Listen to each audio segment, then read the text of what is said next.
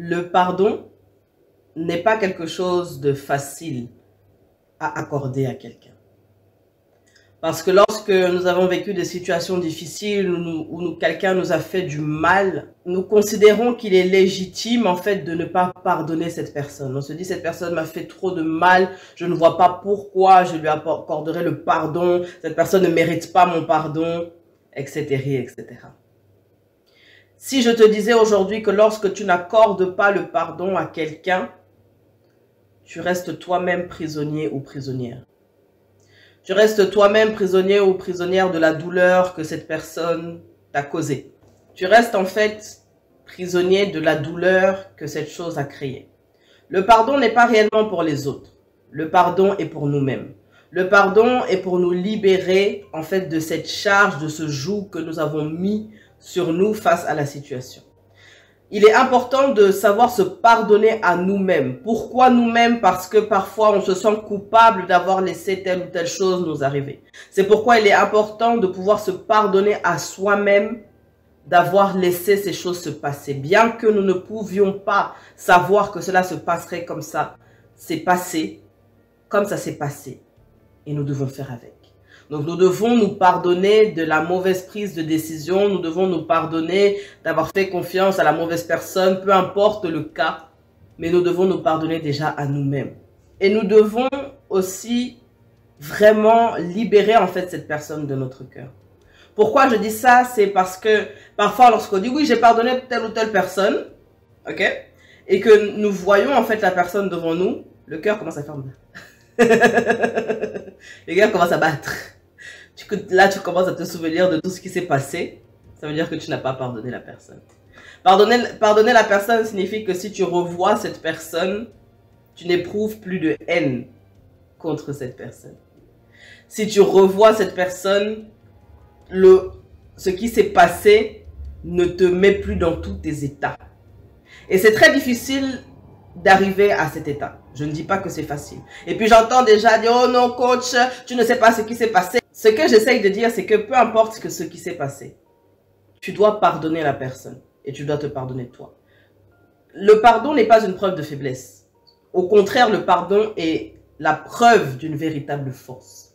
Parce qu'il faut de la force de caractère, il faut de la force et du courage pour pouvoir pardonner à une personne qui nous a mis au plus bas. Il faut réellement être rempli d'un amour inconditionnel pour pouvoir même prier pour la personne qui nous a fait du mal. Je vous invite, si vous n'avez pas encore vu, à regarder ma vidéo sur la colère qui est sur YouTube où je parle en fait d'un moment où le Seigneur m'a demandé de pardonner et de prier pour la personne qui m'avait fait du mal. Et j'expliquais que lorsque tu fais cela, il y a quelque chose qui se libère dans ton cœur. Même si c'est douloureux, à toi de choisir maintenant qu'est-ce que tu veux. Est-ce que tu veux continuer à garder ces bagages qui t'empêchent d'avancer? Parce que lorsque tu retiens en fait des personnes dans ton cœur, tu auras toujours du mal à avancer parce que tu vas ressasser les épisodes du passé, tu vas ressasser ce qui a été fait et tu ne pourras pas avancer. Est-ce que tu veux garder ces personnes dans ton cœur? Est-ce que tu veux garder la rancœur, l'amertume, la tristesse face à cette situation que tu as vécue? Parce que tu considères que cette personne ne mérite pas ton pardon, mais qui est prisonnière? Qui est prisonnier? Ce que j'essaye de dire, c'est que lorsque tu ne pardonnes pas une personne, la personne qui est prisonnière, c'est toi. La personne qui ressasse le passé, c'est toi. La personne qui a des bagages émotionnels lourds, c'est toi. Ce n'est pas la personne qui t'a fait du mal car elle a continué de vivre sa vie. Donc la retenir captive dans ton cœur et dans tes pensées ne t'aidera pas. Même si tu considères qu'elle ne mérite pas ton pardon, pardonne cette personne pour te permettre à toi d'avancer. Parce que le plus important ici, c'est que tu puisses avancer avec un cœur en paix et un cœur léger. Crie à Dieu. J'ai eu à le faire. Crie à Dieu. Crie à Dieu et demande à Dieu de t'aider. Il n'est pas évident de prier pour quelqu'un qui nous a fait du mal. Il n'est pas évident de pardonner. Et seul Dieu, dans son immense amour, peut nous remplir du pardon, peut nous remplir de la compassion et peut restaurer les cœurs qui ont été brisés. Alors que tu regardes cette vidéo, si tu souffres d'un manque de pardon, si tu souffres d'amertume, si tu souffres d'une colère inexpliquée à cause des situations qui se sont passées dans ton passé, je prie dans le nom puissant de Jésus-Christ que tu puisses être libéré. Je prie que le poids qui est sur tes épaules, le poids du non-pardon, je prie que ce toi s'en aille. Je prie que tu puisses identifier ce qui te fait du mal et que tu puisses libérer ces personnes de ton cœur. Parce que je sais ce que c'est que de retenir des personnes captives dans notre cœur et c'est très compliqué. Le pardon est divin. C'est une grâce.